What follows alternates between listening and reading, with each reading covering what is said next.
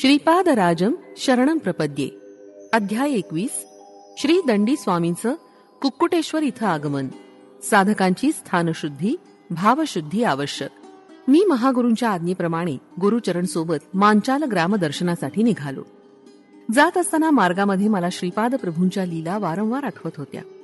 अध्यात्माबद्दलचे अनेक विषय मी श्री गुरुचरणांकडून समजावून घेत होतो. श्री गुरुचरणांना मी म्हणालो, विश्वधानींचा अंश असलेली व्यक्ती माझ्या संस्थानात पुजारी म्हणून आली आहे असं श्रीपाद प्रभू म्हणाले.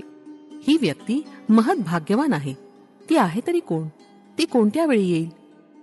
यावर श्री गुरुचरण मला म्हणाले, अहो शंकर भट्टा, अनेक शताब्दीनंतर त्यांच्या जन्मस्थानी महासंस्थान होणार आहे असं श्रीपाद प्रभू म्हणाले होते. त्या महासंस्थानात कोणी एक महातपस्वी येणार असल्याचा प्रभूंचा संकल्प होता. त्या महासंकल्पासाठी तरी तो महातपस्वी नक्की इथे येईल. दीर्घकालाच्या ध्यानानं, आराधनेनं, पवित्र मंत्रोच्चारानं आणि श्रद्धेनं केलेल्या पूजा विधानानं येथील भूमी आणि वायुमंडळ अत्यंत शुद्ध झालंय. विश्व अंतराळातील दशदिशेतील भावतरंग तिथं नेहमी प्रस्फुटित झाले आहेत. पवित्र भाव असणारे भक्त तेथील पवित्र स्पंदनांचा स्वीकार करतात. अपवित्र भक्तांना अपवित्र स्पंदनाचा अनुभव येतो. एखाद्या ठिकाणी वायुमंडळातील भावतरंग प्रबळ शक्ती संपन्न होऊन काही प्रयत्न न करता सुद्धा महापुरुषांच्या मानसिक चैतन्याला स्पर्श करून अनेक विचित्र पद्धतीद्वारा त्या विशिष्ट स्थानास आकर्षित होतात. यात आश्चर्य वाटण्यासारखं काही नाही. त्यामुळे साधक स्थळ शुद्धी होऊन तिथे राहू शकतात. भावशुद्धी झालेल्या साधकास हे शक्य आहे. अशा साधकांचीच आपण संगत केली पाहिजे. द्रव्यशुद्धी आणि अन्नशुद्धी असलेल्या साधकाकडूनच आपण अन्न अथवा धन स्वीकारलं पाहिजे. वेदातील महापंडित म्हणवल्या जाणाऱ्या व्युत्पन्न ब्राह्मणांना सुद्धा श्रीपाद प्रभूंच्या कृपा कटाक्षाचा लाभ होऊ शकत नाही. परंतु तोच दोषरहित अल्पज्ञान असणाऱ्या भक्तांना सहजपणे प्राप्त होतो. मी पौंड्र देशात म्हणजे ओरिसा राज्यात जगन्नाथपुरी क्षेत्रात व्यापाराच्या निमित्तानं गेलो होतो. तिथं मला श्री जगन्नाथाच्या मूर्तीमध्ये श्रीपाद प्रभूंचं दर्शन झालं. माझ्याबरोबर आलेल्या 3-4 भक्तांना श्रीपाद प्रभूंनी त्यांच्या इष्टदेवतांच्या स्वरूपात दर्शन देऊन तत्काळ स्वतःच्या रूपात दर्शन दिलं. सर्व देवी देवतांच्या रूपात मीच आहे असा मौनबोध त्यांनी केला. दंडी स्वामीचा गर्वभंग. आम्ही जगन्नाथपुरीला गेलो त्याच दिवशी दंडी स्वामी आपल्या 108 शिष्यासह आले होते. कोणी एखादा महात्मा दिसताच त्यांच्या चरणावर मस्तक ठेवून नमस्कार करणं ही आमची रीतच होती. आम्ही दंडी स्वामींच्या चरणावर आपलं डोकं ठेवून नमस्कार केला आणि काय आश्चर्य, तत्काळ दंडी स्वामींची वाचा गेली. त्यांना काही बोलता येईना. आम्ही सर्वांनी श्री दंडी स्वामींना पुन्हा वाचा यावी अशी श्रीपाद प्रभूंचे चरणी नम्र प्रार्थना केली. त्या प्रार्थनेचं फलस्वरूप त्या स्वामींची गेलेली वाचा परत आली. दंडी स्वामींचे शिष्य श्रीपाद प्रभूंच्या शिष्यास पाहून कुतर्कानं म्हणाले, श्रीपाद हे क्षुद्र मांत्रिक आहेत. त्यांचे शिष्य सुद्धा क्षुद्र मांत्रिक आहेत. त्यांच्या क्षुद्र विद्येनं आमच्या दंडी स्वामींची वाचा जावी असं त्यांनी केलं. परंतु आमचे स्वामी समर्थ असल्यानं त्यांची वाचा पुन्हा आली आणि ते स्वस्थ झाले. आमचे गुरु श्री दंडी स्वामी श्रीपादांचे खरं स्वरूप जनतेसमोर आणतील. ते पिठिकापुरमला जाऊन श्रीपाद वल्लभांशी शास्त्र चर्चा करून त्यांना पराभूत करून विजयपत्र घेऊन येतील यात शंकाच नाही. पिठिकापुरम मधील प्रजाजनांनी श्री दंडी स्वामींच्या स्वागतासाठी एका महान रथाचं आयोजन केलं होतं. आम्ही ते ऐकून निरुत्तर झालो. जेव्हा भक्त श्रीपाद प्रभूंना अनन्य भावानं शरण जातो तेव्हा ते आपल्या लीला विधानांनी भक्तांचं संकटातून रक्षण करतात. आश्चर्याची गोष्ट अशी की समस्या निर्माण करणारे श्रीपाद प्रभू आणि त्यांचं निराकरण करणारे सुद्धा श्रीपादच. अशा अनेक अंतर्मय लीला करून श्रीपाद प्रभू सर्व दत्तभक्तांना अनुभव करून देत. काही दिवसांनी दंडी स्वामींनी पिठिकापुरम क्षेत्री प्रवेश केला. माझ्या भाग्यामुळं मी म्हणजे शंकर भट्ट सुद्धा पिठिकापुरमला आलो होतो. श्री बापनार्युलू, श्री अप्पळराजू आणि श्रीपाद प्रभूंच्या विरुद्ध असणाऱ्या लोकांची पिठिकापुरम गावात कमी नव्हती. श्री दंडी स्वामींनी कुक्कुटेश्वराच्या मंदिरात जाऊन सर्व देवदेवतांचं दर्शन घेतलं. स्वयंभू दत्तात्रेयाचं सुद्धा दर्शन घेऊन ते म्हणाले, इथं असलेल्या स्वयंभू दत्तात्रेयांचा महिमा अपरंपार आहे.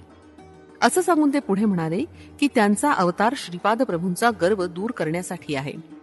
त्या दिवसापासून त्यांनी आपल्या संकल्प शक्तीनं कुंकुम विभूती यासारखे पदार्थ निर्माण करून आपल्या भक्तांना देण्यास सुरुवात केली.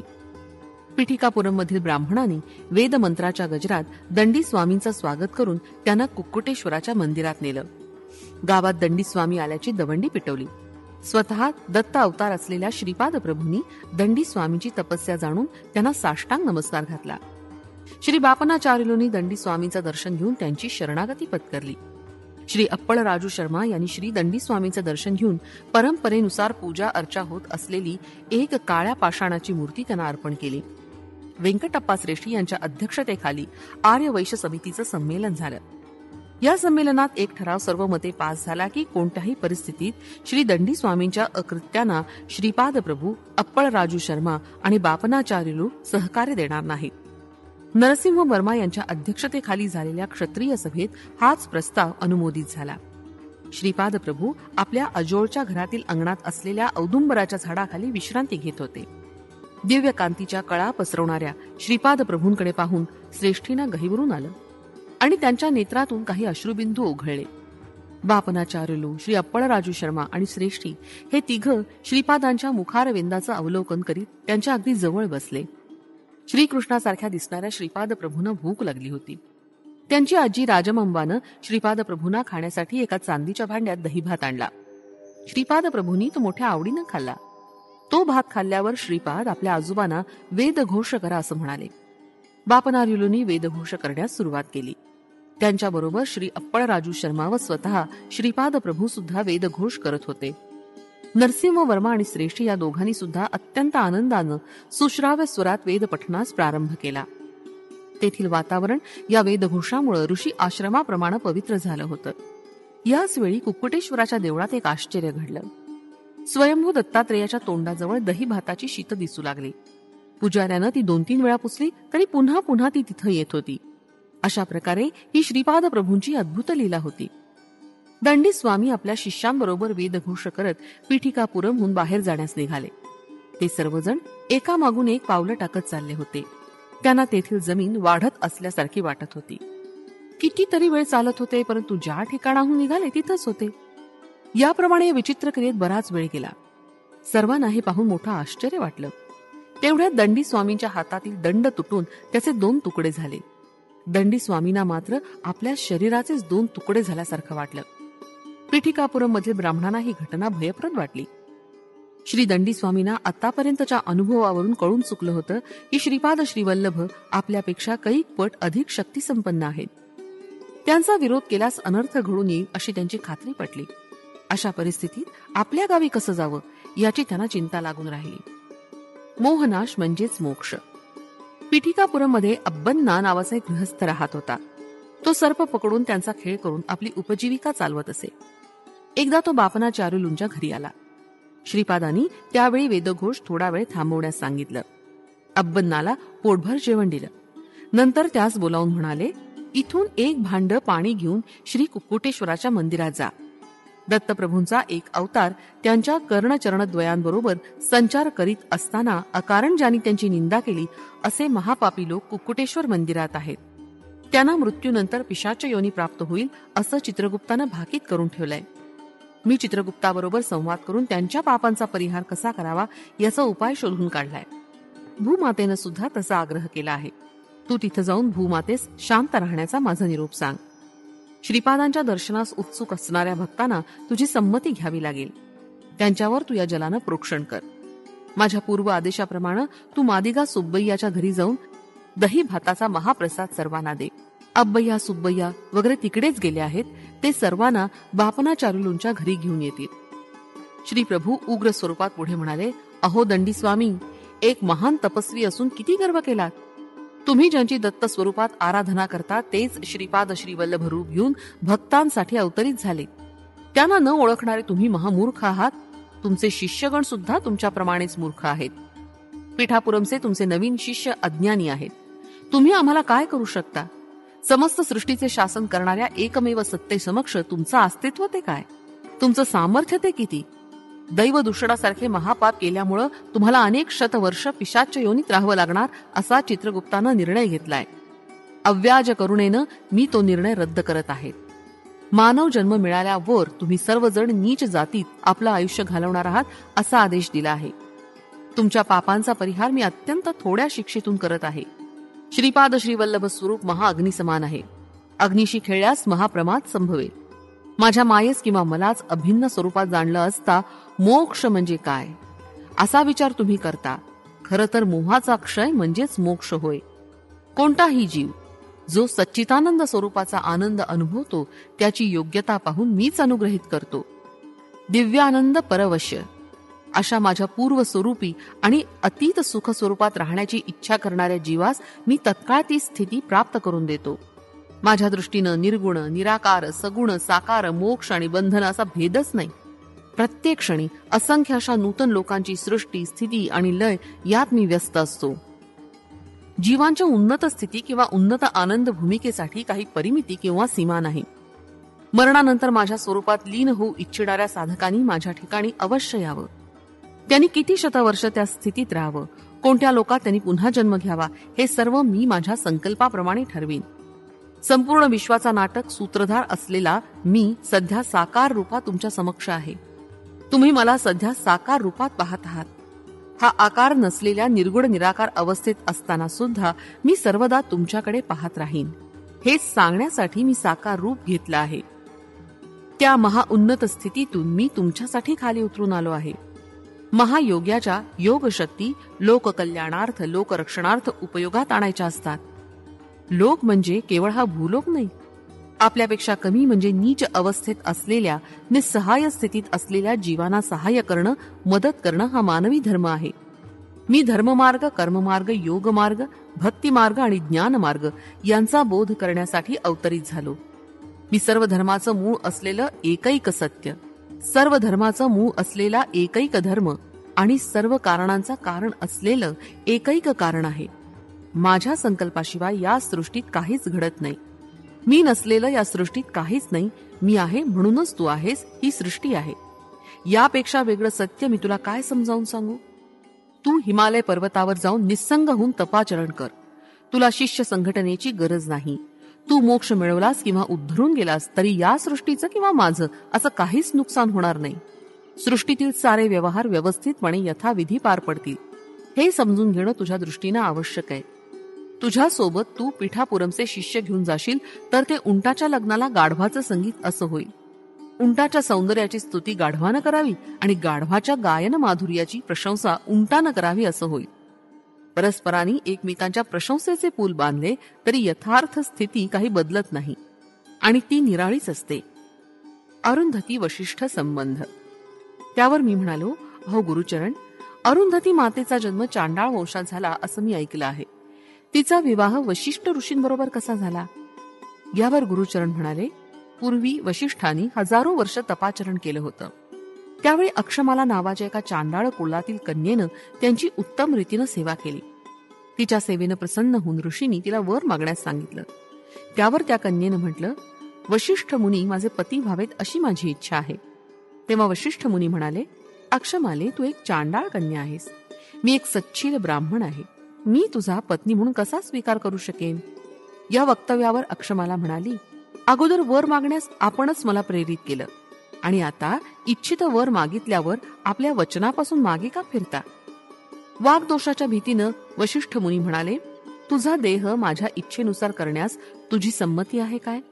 त्यावर अक्षमालेनं होकार दिला. वशिष्ठ मुनींनी तिला भस्म केलं आणि पुन्हा जिवंत केलं. असं त्यांनी 7 वेळा केलं. 7व्या जन्मी तिचे चांडाळ वंशातील सारे दोष नष्ट होऊन ती अत्यंत पवित्र स्त्री झाली. त्यावेळी वशिष्ठ मुनींनी तिच्या बरोबर विवाह केला. वशिष्ठ मुनींनी केलेल्या शुद्धीकरणाच्या कर्मास तिनं विरोध केला नसल्यानं तिचं नाव अरुंधती असं पडलं आणि त्याच नावानं ती प्रसिद्ध पावली. ही हकीकत वशिष्ठ गोत्रातील श्री नरसिंह वर्मा यांना श्री प्रभूंनी सांगितली होती. शूद्र जातीत जन्म झाला असला तरी ब्राह्मणाची कर्म करणारा 7व्या जन्मी उपनयन झाल्यानंतर ब्राह्मण पदाला प्राप्त होऊन ब्राह्मण कुलात स्वीकारला जातो. त्या काळी समाजातील चातुर्वर्णाची विभागणी त्यांच्या कर्मानुसार होत असे. ही समाजाच्या दृष्टीनं हितकर योजना होती. परंतु काही कालानंतर ही विभागणी कर्मावर आधारित न राहता जन्मावर आधारित झाली. पूर्वीच्या काळी ब्राह्मण कुळात जन्मलेल्या ब्राह्मणांची नियत कर्म न करता वाणिज्य करत असेल तर तो वैश्याच्या वर्णास योग्य होईल. तसंच एखादा क्षत्रिय अत्यंत सात्विक वृत्तीचा असून त्याला ब्राह्मणांच्या कर्मामध्ये अधिक रस वाटत असल्यास तो ब्राह्मण पदाला योग्य होऊ शकतो. श्री दत्तप्रभूंवर विश्वास ठेवणाऱ्या साधकांना ते उन्नत स्थितीत ठेवून त्यांच्या योग्यतेप्रमाणे शिष्यत्व देत. त्यांचे भक्त कोणत्याही कुलात जन्मले असले किंवा कोणत्याही परिस्थितीत असले तरी सुखी जीवनाला आवश्यक असणारं आयु, आरोग्य, ऐश्वर्य श्री दत्तगुरु आपल्या भक्तांना देत. जन्मजन्मांतरीची कर्मबंधनं तोडून उन्नत स्थितीत ठेवणं ही श्रीपाद प्रभूंची सहज लीला होती. दत्त भक्तांना स्वामींचं अभय वरदान. आम्ही श्रीपाद प्रभूंचा महिमा विशेष रूपानं समजून घेण्यासाठी मंचाला या ग्रामी येऊन पोचलो. मंचाल ग्रामदेवतेनं आम्हाला दर्शन देऊन धन्य केलं. तिनं आपल्या दिव्य हाताने आम्हाला प्रसाद दिला. ती ग्रामदेवता म्हणाली, पूर्वीच्या काळी प्रल्हादास गुरुबोध केलेले श्री दत्तात्रेयच भूलोकात श्रीपाद श्रीवल्लभांच्या रूपात अवतरित झाले आहे. श्रीपाद प्रभूंचा संकल्प अनाकलनीय असतो. येणाऱ्या शताब्दीमध्ये प्रल्हादाचे सार्वभौम गुरु अवतरतील. हा प्रदेश मंत्रालय या नावानं प्रसिद्धी पावेल असं श्रीपाद प्रभूंनी स्वतः मला सांगितलं होतं. तुमचं सारं शुभमंगल होवो असं बोलता बोलता ती आपल्या पूर्व रूपात आली. आम्ही तिथून निघण्याच्या वेळी कृष्णदास नावाचा एक व्यापारी तिथं आला. मंचाल ग्रामदेवतेनं त्याला सुद्धा प्रसाद दिला आणि फुलाची एक माळ दिली. मग आम्ही तिघं म्हणजे गुरुचरण, कृष्णदास आणि शंकर भट्ट कुरुगड्डीस जाण्यास निघालो. सर्व दत्त भक्तांचं कुळ एकच असतं. त्यांना दत्ताचा प्रसाद कोणत्याही कुलातील भक्तांना दिला तरी त्याचा ते मोठ्या प्रेमानं स्वीकार करतात. आमच्या बरोबर प्रवासात कृष्णदास आल्यामुळं नवा उत्साह आला होता. बोलता बोलता एका प्रसंगानुसार कृष्णदास म्हणाले, यज्ञादी कर्मासाठी दिली जाणारी दक्षिणा 16, 116 आणि 1016 अशी असावी. ही संख्या श्रीपाद प्रभूंनी सांगितलेल्या 2, 4, 9, 8 या संख्येप्रमाणे आहे. परमात्म्यापासून ज्याप्रमाणे जगताची निर्मिती होते त्याचप्रमाणे पित्यापासून पुत्रांची निर्मिती होते. नवरदेव विवाहाच्या वेळी होमाच्या अग्निदेवतेस प्रार्थना करीत असे की हे अग्निदेव, मला वधूपासून 10 पुत्रांची प्राप्ती व्हावी. 10 कन्या पुत्रांची प्राप्ती झाल्यानंतर त्यानं पत्नीस मातेच्या स्वरूपात पाहावं असं शास्त्रवचन आहे. कृष्णदास पुढे म्हणाले, पूर्ण या शब्दाचा अर्थ निर्गुण असा आहे, म्हणून तो रुद्र रूप समजला जातो. या समस्त विश्वाचा लय झाल्यावर उरणारं ते शून्यच असतं. त्या महाशून्यातच सर्वांचा लय होतो. विष्णू स्वरूप म्हणजे अनंत धर्मतत्व. सृष्टीच्या स्थिती स्वभावासाठी अनंत तत्व आवश्यक आहे. श्रीपाद प्रभूंचे 16 कला पूर्णत्व. गुरुचरण म्हणाले, अरे शंकर भट्टा, कोणत्याही वस्तूचे असंख्य तुकडे केले असता एक एक तुकडा म्हणजे शून्यासारखाच असतो. असे असंख्य शून्य एकत्र झाले असता त्याला मर्यादित आकार येतो. या कारणानं शिव आणि केशव अभिन्न आहेत. पंचभूतात्मक असलेली सृष्टी ही विष्णू स्वरूपच आहे. दक्ष यज्ञाचा विध्वंस करणाऱ्या वीरभद्रास श्री विष्णू म्हणाले, मूल प्रकृती आणि ईश्वर यांच्या निमित्तानं पार्वती माता, राक्षसांशी युद्ध करणारी दुर्गा माता आणि कोपावस्थेतील कालिका माता ही सारी माझीच रूपं आहेत. श्रीपाद प्रभूंना षोडश कला संपन्न म्हणण्याचा उद्देश हाच आहे. 16 वर्षाचे असतानाच श्रीपाद प्रभू पिठिकापुरम सोडून गेले. ते स्वयं ब्रह्मा, विष्णू आणि रुद्र स्वरूप असल्यामुळं त्यांना 16 कला परिपूर्ण असं मानलं जातं. सावित्री काठक यज्ञाचं फलित म्हणजेच श्रीपाद प्रभूंचा अवतार. सकल जनांच्या बुद्धिमत्तेस प्रेरित करणारी आणि सर्वांतील मंडलाच्या मध्यभागी असलेले दिव्य तेज म्हणजे गायत्री माता. तिची 24 प्रतीका आहेत. 9 ही संख्या ब्रह्माच्या स्वरूपाचं प्रतीक आहे. 8 हे महास्वरूपाचं द्योतक आहे. त्रेतायुगातील भारद्वाज मुनींनी पीठिकापुरम या क्षेत्री सावित्री काठक यज्ञाची योजना केली होती. त्यावेळी मुनींनी केलेल्या भाकितानुसार आज पीठिकापुरम मध्ये श्रीपाद श्रीवल्लभांचा अवतार झाला. ते शक्ती स्वरूप असून अर्धनारी नटीश्वर आहेत. ते त्यांच्या स्वरूपानं साधकांची बुद्धी आणि प्रवृत्ती वाढवून धर्म मार्गानं जीवन व्यतीत करण्यास प्रेरित करतात. हे त्यांच्या या महाअवताराचं वैशिष्ट्य आहे. त्यांच्या बोधपर वाक्यांचं आणि लीलेचं व्याकरण अनाकलनीय आहे. या नवीन व्याकरणाचे ते स्वतःच करता असल्यानं ते केवळ त्यांनाच समजतं. मला म्हणजे शंकर भट्टास कृष्णदासांकडून अनेक विषयांची माहिती मिळाली. अनेक नवीन विषयांचं ज्ञान झालं. पांडित्यपूर्ण परंतु अहंकारी असलेल्या साधकांना श्रीपाद प्रभूंच्या कृपा कटाक्षाचा लाभ होत नसे. कृष्णदास म्हणाले, श्रीपाद प्रभू हे पिपिलिकापासून ते ब्रह्मापर्यंत सर्वत्र व्याप्त आहेत. एकदा नरसिंह वर्मांच्या शेतात श्रीपाद श्रीवल्लभ आणि वर्मा विश्रांती घेत होते. तेवढ्या तिथं 2 नाग आले. श्रीपाद प्रभूंनी मोठ्या कौशल्यानं मारून ते दूर फेकले. नरसिंह वर्मांना गाढ निद्रा लागली होती. त्यांच्या जवळच अत्यंत मोठ्या आकाराच्या लाल मुंग्या आल्या. इतक्या मोठ्या मुंग्या पूर्वी कधीच पाहिल्या नव्हत्या. त्या जाऊन वर्माची झोपमोड होऊ नये म्हणून श्रीपाद प्रभूंनी त्या सर्व मुंग्यांना मारलं. मेलेल्या मुंग्यांचा एक लहानसा ढीक समोर होता. थोड्याच वेळाने नरसिंह वर्मांना जाग आली. त्या मेलेल्या मुंग्यांना पाहून त्यांना त्यांची दया आली. त्यावेळी श्रीपाद प्रभू स्मित हास्य करून म्हणाले, राजाला त्याच्या सेवकांचं रक्षण करावंच लागतं, हा प्रकृतीचा नियम आहे. या अद्भुत मुंग्या निर्माण करणारा एक अद्भुत जादूगार आहे. तेवढ्यात एक पांढऱ्या रंगाची आकाराने इतर मुंग्यांपेक्षा मोठी आणि कांतिमान मुंगी तिथं आली. ती त्या मुंग्यांची राणी मुंगी होती. तिनं मेलेल्या मुंग्यांभोवती एक प्रदक्षिणा घातली आणि काय आश्चर्य, की साऱ्या मेलेल्या मुंग्या पुन्हा जिवंत झाल्या आणि निघून गेल्या. श्रीपाद प्रभू मंद हास्य करून म्हणाले, या मुंग्यांच्या राणीला संजीवनी शक्ती प्राप्त असल्यानं तिने सर्व मुंग्यांचं रक्षण केलं. अशा प्रकारच्या अनेक विस्मयकारक गोष्टी या सृष्टीत आहेत. ते वर्मास पुढे म्हणाले, तुमची इच्छा असेल तर प्रतिक्षणी मी तुला अनेक लीला दाखवू शकेन. तितक्यात नरसिंह वर्मांचं लक्ष मरून पडलेल्या 2 नागांकडे गेलं. त्यांना पाहून ते चकित झाले. ही सुद्धा श्रीपाद प्रभूंचीच लीला असल्याचं त्यांनी जाणलं. श्रीपाद प्रभूंनी एका नागास कुरवाळलं आणि दुसऱ्याला आपला दिव्य पाय लावला. ते दोन्ही नाग जिवंत होऊन श्रीपाद प्रभूंना एक प्रदक्षिणा घालून निघून गेले. हे नाग कशासाठी आले? श्रीपाद प्रभूंनी त्यांना असं का केलं? त्याबद्दल त्यांना विचारलं तेव्हा ते म्हणाले, राहू ग्रहाचं बळ नसल्यामुळे जीवांना अनेक संकटांना तोंड द्यावं लागतं आणि त्यांच्या बंधनात असल्याचा अनुभव येतो. यालाच काही लोक कालसर्प योग म्हणतात. राहू हा सर्व देवतांची आदी देवता आहे. अशा प्रकारे येणाऱ्या संकटांचं निर्मूलन कसं करावं ते कोणीही जाणत नाही. परंतु मी त्या सर्वांचे दोष दूर करून त्यांना सुख संतोष मिळेल अशी योजना करतो. आम्ही कुरुगड्डीला क्षेमपूर्वक येऊन पोचलो. श्रीपाद प्रभूंचे मंगल दर्शन घेतले. त्यांनी आम्हाला हसतमुखानं आशीर्वाद दिले. श्रीपाद श्रीवल्लभांचा जय जयकार असो. फलश्रुती आध्यात्मिक लाभ पुण्यवृद्धी.